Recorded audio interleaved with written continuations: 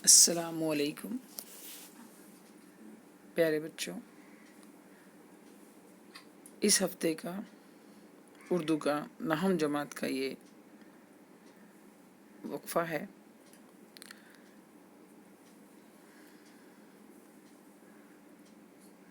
آج ہم حضرت عبدالرحمن بن عوف سبق کا دوسرا حصہ پڑھیں گے۔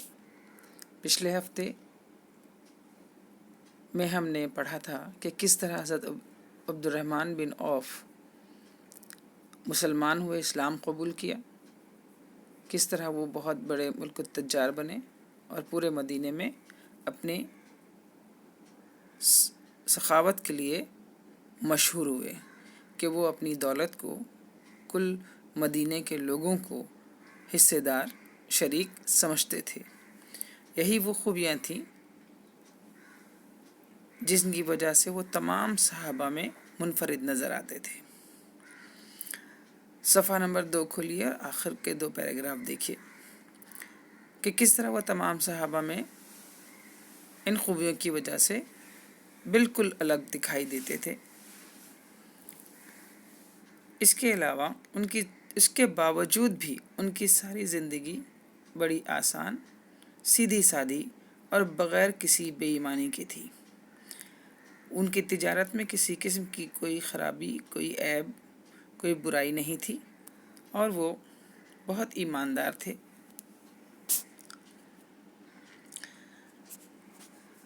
ان کو دولت کی، شہرت کی، کسی قسم کی کوئی لالچ نہیں تھی۔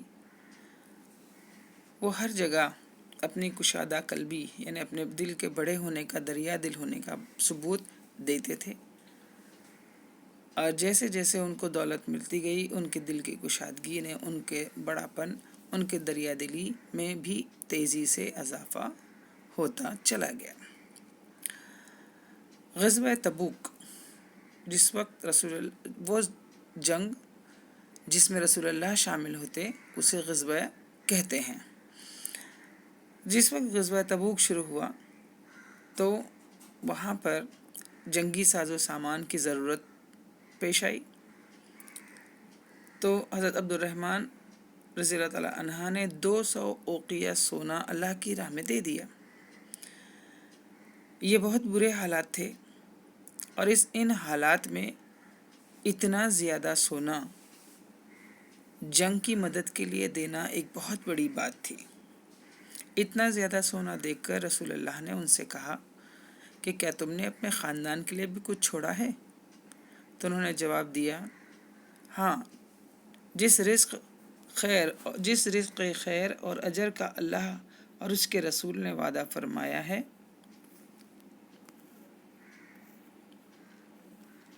اتنا مال میں نے اپنے اہل خانہ کے لیے چھوڑا ہے۔ یعنی اللہ اور اس کے رسول نے جتنا مال اپنے خاندان والوں کے لیے چھوڑنے کا حکم دیا ہے اتنا مال میں نے ان کے لیے چھوڑا ہے۔ یہی خوبیاں تھیں جس کی وجہ سے اللہ نے ان کو زندگی میں ہی رسول اللہ سے خوشخبری سنوائی کہ وہ عشرہ مبشرہ میں شامل ہیں، یعنی وہ بھی زندگی میں ہی جنت کی خوشخبری حاصل کر چکے تھے۔ ان کو اپنے جاہ و مال، ان کے پاس جو مال و دولت تھی اس سے ذرا بھی دلچسپی نہیں تھی، اور یہی وجہ تھی بچوں کے جس وقت حضرت عمر رضی اللہ تعالیٰ عنہ کا انتقال ہونے والا تھا، اپنے انتقال سے پہلے ہمارے اس خلیفہ نے، اس صحابہ نے جو رسول اللہ کے بڑے پیارے تھے، انہوں نے 6 صحابہ کرام کو خلیفہ کے لیے منتخب کیا تھا۔ یعنی انہوں نے چنا تھا ان صحابہ کرام میں سے کہ کس کو میرے بعد خلیفہ بنایا جائے۔ اس میں حضرت عبدالرحمن رضی اللہ تعالیٰ عنہ کا نام بھی شامل تھا۔ سب سے پہلے انہوں نے اس عہدے کے قابل اپنے آپ کو نہ سمجھتے ہوئے اس عہدے سے دستبردار ہو گئے، یعنی چھوڑ دیا، اور کہا کہ اگر کوئی میری حلق پر چھری اگر میرے حلق پر چھری رکھ دی جائے تو یہ چیز مجھے خلافت سے زیادہ پسند ہے. انہوں نے کہا کہ میں خلیفہ نہیں بننا چاہتا، اگر کوئی میری گردن پر بھی چھری رکھ دے تو میں اس بات سے انکار کر دوں گا. اور ان کی ہی ایمان، ان کی اشارے پر ہی حضرت عثمان غنی کو خلیفہ بنایا گیا.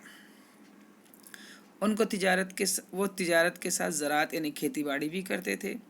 جس وقت فتح خیبر ہوئی، یعنی خیبر کا قلعہ فتح کیا گیا، تب رسول اللہ نے ان کو ایک بہت بڑی زمین ان کے نام کر دی. اراضی مطلب زمین. انہوں نے ان کے پاس اس کے علاوہ بھی، رسول اللہ نے جو زمین ان کو دی تھی اس کے علاوہ بھی ان کے پاس بہت ساری زمینیں تھیں، کھیتیاں تھیں.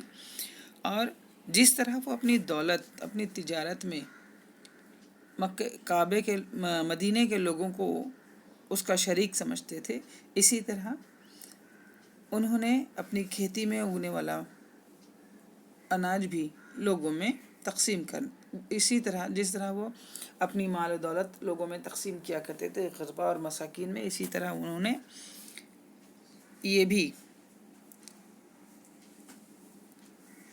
کھیتی کا اناج غلہ بھی لوگوں میں تقسیم کرنا شروع کر دیا کرتے تھے.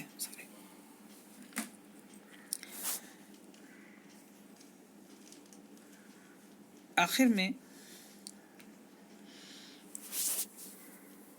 اپنی جائیداد کا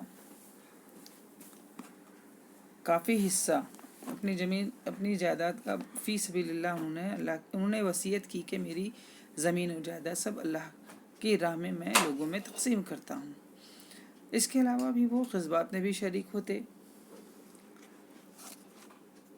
ایک بار انہوں نے 40,000 دینار کا ایک زمین کا ٹکڑا خریدا اور بنی زہرہ کے غربا اور مساکین میں اسے، اور امہات المومنین یعنی مومنوں کی مائیں، یعنی رسول اللہ کی ازواج، بیویاں، انہوں نے اس کو اللہ کی راہ میں تقسیم کر دیا. جب اللہ کی راہ میں تقسیم کیا تو ہر ایک صحابہ رضی اللہ تعالیٰ عنہ کے حصے میں 400 دینار، اور ان بیویوں کے وراثت میں اور ام المومنات کو ہر ایک بیوی کے، رسول اللہ کے ہر ایک بیوی کے حصے میں 80,000 دینار آئے.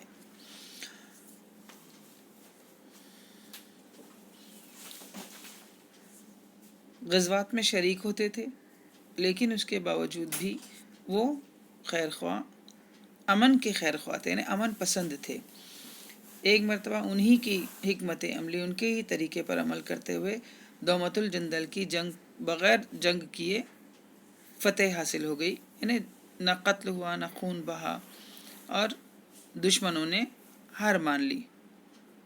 جب وہ لوگ جب غیر مومن جو تھے، جو غیر مسلم تھے، جب وہ شکست کھا گئے، ہار گئے، تب رسول اللہ نے اس موقع پر دومت الجندال کی جنگ میں فتح حاصل کرنے کے بعد رسول اللہ نے حضرت عبد الرحمن بن عوف رضی اللہ تعالیٰ عنہ سے کہا کہ بچوں، عورتوں اور بوڑھوں کو قتل نہیں کرنا، اور ان سے اچھے طریقے سے پیش آنا، ان کو پیار سے سمجھانا، تاکہ وہ ہمارے حسن سلوک سے اسلام کی طرف راغب ہو جائیں اور اللہ ان کو نیک ہدایت دے.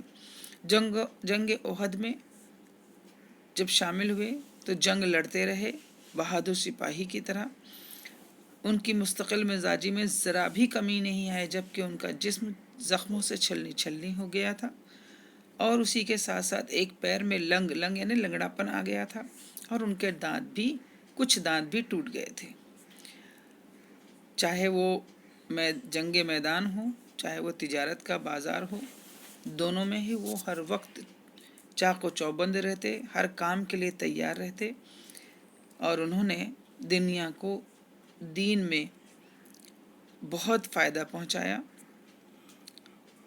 سنہ عیسوی 652 میں 75 سال کی عمر میں ان کا انتقال ہوا. جان کنی کی حالت، یعنی جس وقت ملک الموت بالکل قریب آ جاتے ہیں، جان نکل رہی ہوتی ہے، اس وقت ان کے آنکھوں سے آنسو بہہ رہے تھے.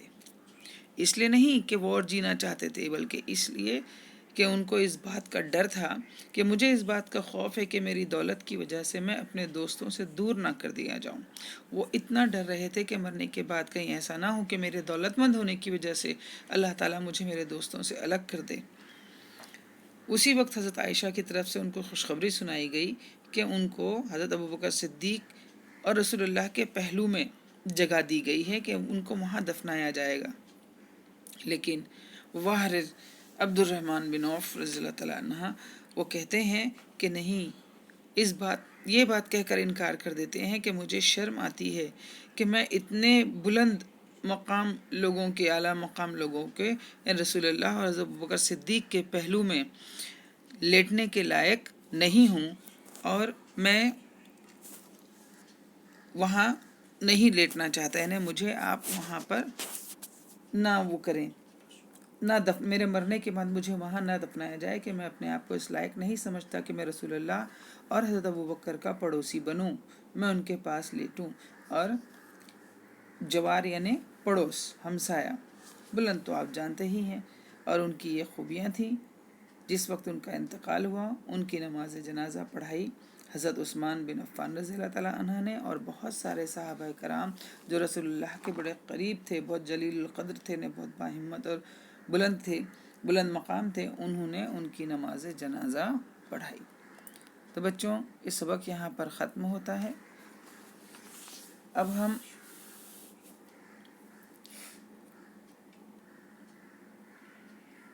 معنی و اشارات کی طرف آتے ہیں. یہاں دیکھیے الفاظ اور اس کے معنی دیے ہوئے ہیں، یہ آپ لکھ لیں اپنی کاپی میں، بیاض میں. اس میں کچھ محاورے دیے گئے ہیں، جیسے پس انداز کرنا، سینت کر رکھنا، دستبردار ہونا. یہ 3 محاورے دیے گئے ہیں، اس سے آپ کو جملے بنانا ہے. اس کے نیچے مشق دی گئی ہے، اسے مکمل کرنا ہے. اگلے صفحے پر خاکے دیے گئے ہیں. یہ آپ لوگوں کے لیے کچھ نیا نہیں ہے، پچھلے سال بھی آپ اس قسم کے سوال و جواب کر چکے ہیں. اب دیکھیے اس میں اضافی معلومات دی گئی ہے. غزوہ تبوک، اس میں بتایا گیا ہے کہ تبوک کا غزوہ نے یہ جو جنگ ہوئی تھی جسے غزوہ تبوک کہا جاتا ہے، جس میں رسول اللہ بھی شامل تھے، یہ کیا ہے؟ ایک ملک ہے جس کا نام شام ہے، روم کی سرحد سے یہ جڑا ہوا ہے، اور یہاں کا بادشاہ تھا ہرقل قیصر. اور معلوم ہوا رسول اللہ کو اس بات کا علم ہوا، لوگوں سے پتہ چلا جاسوسوں سے کہ وہ مدینے پر حملہ کرنے والا ہے اور وہ اس کی تیاری کر رہا ہے. اس کے بعد بہت بڑا لشکر ہے، لشکر یعنی فوج ہے. تو آپ نے بھی جنگ کی تیاریاں شروع کی رسول اللہ نے، اور اس وقت حجاز یعنی مدینہ، وہاں خشک سالی قحط پڑا ہوا تھا، بہت شدید گرمی تھی. تو آپ جانتے ہی ہیں ریگستان میں کیسی گرمی ہوتی ہے کہ اتنی ریت گرم ہو جاتی ہے کہ اس پر پیر رکھنا مشکل ہوتا ہے. لوگ اسرت اور تنگی کی تکلیفیں برداشت کر رہے تھے. اسرت یعنی حد سے زیادہ غربت اور تکلیفوں سے وہ گزر رہے تھے. اور لشکر اس لیے اس جنگ کے لیے جانے والے لشکر کو جیش الاسرتا کہا. اور بہار کا موسم تھا، کھجوریں پک رہی تھیں، باغات جو لگے تھے کھجوروں کے وہ پک رہی تھی. اور اس موقع پر ان حالات میں مسلمانوں کے عزم یعنی ان کا ایمان، ان کی دل کی مضبوطی، ان کے ارادے کی مضبوطی ڈاواڈول کرنے کے لیے مطلب اس کو ہلانے کے لیے، ان کو غلط راہ پر ڈالنے کے لیے مشرک شرک کرنے والا یعنی اللہ کی ذات سے انکار کرنے والا، اس مشرکوں نے جو حملہ کرنے والے جو لوگ تھے، جو شام ملک کی فوج تھی، اس نے اس شدید گرمی میں انہیں ڈرایا دھمکایا. تو کبھی انہوں نے لالچ دیا، بہکانے کی بہت کوشش کی، لیکن اس کے باوجود بھی ان کی استقلال یعنی مستقل مزاجی ارادے کی مضبوطی میں ذرا بھی فرق نہیں آیا۔ اور اس جنگ کے موقع پر حضرت عمر رضی اللہ تعالیٰ عنہ نے، دیکھیے یہاں پر غور کیجئے کہ حضرت عمر رضی اللہ تعالیٰ عنہ نے اپنے گھر کا آدھا سامان اس غزوہ تبوک کے لیے مسلمانوں کو سونپ دیا۔ حضرت ابوبکر نے اہل خانہ کے حضرت ابوبکر صدیق رضی اللہ تعالیٰ عنہ نے صرف گھر کے لوگوں کے لیے کچھ سامان چھوڑا اور باقی سب دے دیا۔ بلا جنگ تبوک پہنچا تو رومی فوجیں وہاں سے منتشر ہو گئی، بکھر گئیں۔ جب یہ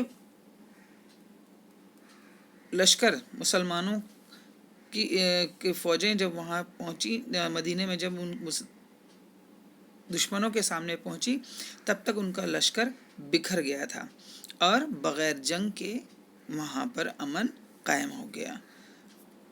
ٹھیک ہے، تو انہوں نے آپ سے مصالحت کر لی، آپ صلی اللہ علیہ وسلم سے شام کے بادشاہ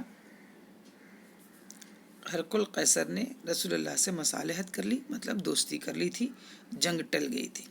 ٹھیک ہے بیٹا، تو اب دیکھیے اس میں سوالات دیے گئے ہیں، یہ آپ ہوم ورک میں لکھیں گے، پیراگراف اتاریں گے اور اس کے سوال جواب لکھیں گے۔ تو یہاں پر ہمارا یہ سبق آج ختم ہوتا ہے، اگلے پیریڈ میں دوسرا سبق پڑھایا جائے گا۔